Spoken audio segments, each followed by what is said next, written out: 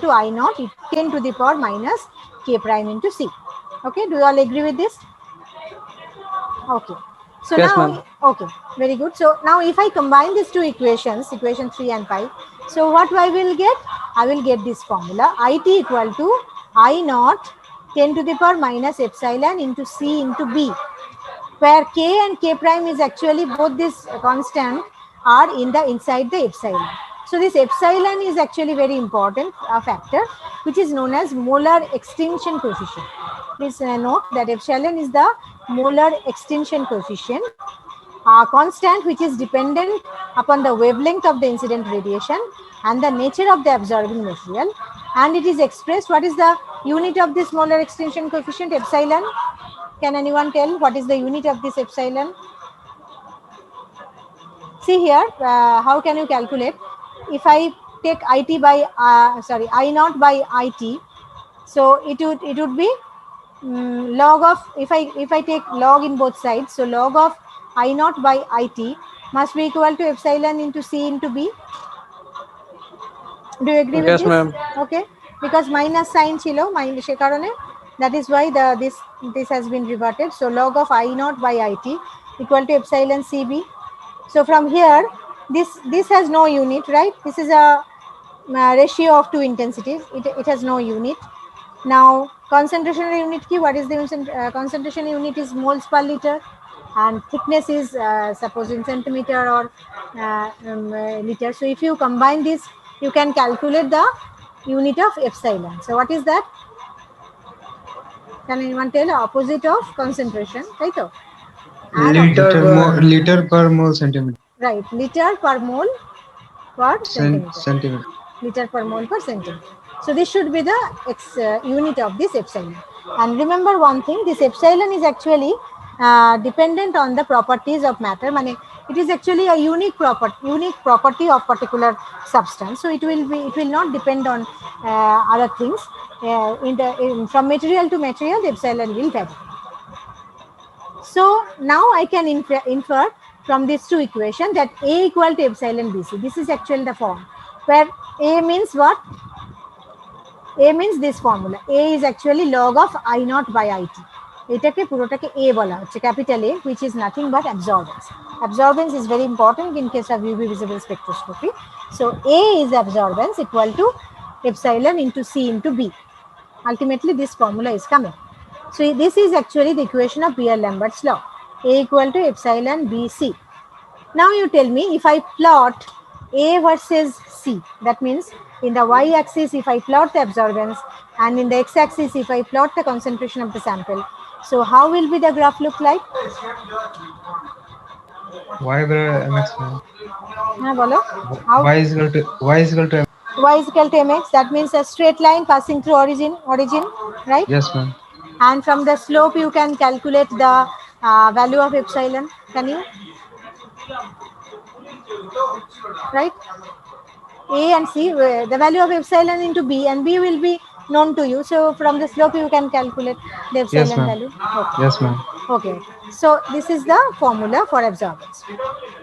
Now see here, it is shown already that absorbance versus concentration, straight line passing through it. But in some of the cases there is some deviation from the Beer's law, from the originality. I mean from the original value there is some deviation, like positive deviation or negative deviation. Why this happens? This happens because of many reasons, various reasons. One of the reason is this law actually holds good only for dilute solution. Suppose you have given a very strong, very concentrated solution, highly concentrated solution. You cannot measure the absorbance value. Absorbance value will be very high. You cannot take that value. Normally absorbance value should be nearby 1, okay, or it should be nearer to 1 or 1 point something like that, but it cannot be 2 or 3 like that. Okay, so in that case what you have to do, you have to dilute the solution. You have to dilute, suppose 10 times, 20 times, 40 times, 100 times, maybe 1000 times, depending on the sample. Then you have to dilute the solution in order to get the absorbance value. Okay, another deviation may possible where suppose some reaction is going on, or some chemical changes is occurring, like association, complex formation, dissociation, hydrogen bonding, hydrolysis, This kind of things are happening. There, then there also a deviation from the Beer-Lambert's law. Okay. Another thing is instrumental deviation. Instrumental deviation means what? Only monochromatic light. Suppose I'm talking about the monochromatic light gives you the signal. But if you use suppose a polychromatic light, obviously there will be some deviation. Next, any fluctuations in the intensity of light, that will also cause some sensitivity problem, okay, or improper slit width. So depending on the, that means these are the instrumental deviation. That in that case also the Beer-Lambert's law can be deviated. So if I ask you the in which cases the Beer-Lambert's law is deviated, then you have to describe all these things. In that we have to take the dilute solution. Then there should not be any chemical reaction and these things, and there should not be any instrumental deviation. Okay. There is some basic concept. Okay, so let us stop my screen share here up to this because yeah. So far, what did you understand? Please tell me. Excuse me, ma'am. Yes, tell me. Ma'am, why we use that log I naught by IT equal to A? Why we use log of I naught by IT equal to A? Oh, A. we just defined it. We just defined it by absorbance. Actually, I will show you that actually we do not measure absorbance. We actually measure transmittance. So, can you tell me what is the relationship between absorbance and transmittance? IO equal to IA plus IT.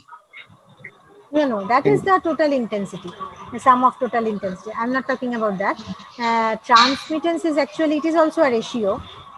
As you have seen that absorbance is actually a ratio of log of IT by I0, right? So Maybe, just, ma'am, follow. absorbance and transmittance summation will be 1. Yes.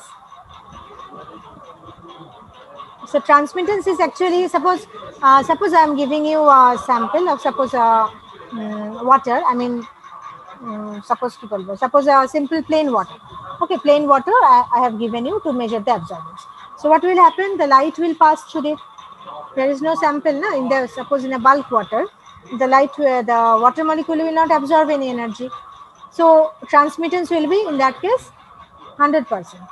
That means your I naught and IT will be equal, right? Yes, ma'am. Yes, do you agree? So now you have taken, suppose you have taken solution, a very dilute solution, which has some concentration in moles per liter. Then what will happen? Your transmittance will decrease or increase? Ma'am, decrease. Will decrease, obviously. That means I naught compared to I naught, your IT value will decrease, right? Yes, ma'am. Yeah. So 100% value is the transmittance only for the water. Your water sample, it is 100%. Otherwise, transmittance will fall. But if I try to plot transmittance versus, the concentration, we cannot plot it. We cannot plot it. Why? Because we will make it in a, can anybody tell me what will happen? If I try to plot the transmittance, suppose in the y-axis it is transmittance, and in the x-axis it is concentration of the sample. How does the plot looks like? You just think. So initially it is 100%. Reverse hyperbola. Hyperbola, ma'am. Exactly. Hyperbola, ma'am. It should be hyperbolic. Yes, ma'am. Rectangular Exactly. hyperbola. Exactly. So in that case, can you just calculate what is the concentration? No, it will not be any linear relationship, right? So in order to get that relationship, I mean linear relationship, you have to convert it into log scale. That is why the concept of absorbance came. So if I just plot the transmittance versus concentration, I cannot get the epsilon value. I cannot get the slope or anything because from the rectangular hyperbola I cannot calculate. So that is why we have just put it in the logarithmic form, and in that case absorbance is coming. Okay, and in that case Beer-Lambert's law is coming. So A equal to epsilon BC. Okay, so that as I told you that from there as the straight line passing through origin, so from the slope you can calculate the epsilon, right? Epsilon, that means molar concept, your molar absorption coefficient. So this type of problem will come. We will discuss. Like suppose we can take one or two problems. 1 second. Let me come with the, as we have time. So I have not set any assignment for today's class because I'm taking in the last period. So for today, I didn't created any assignment. Okay. Let us take some examples.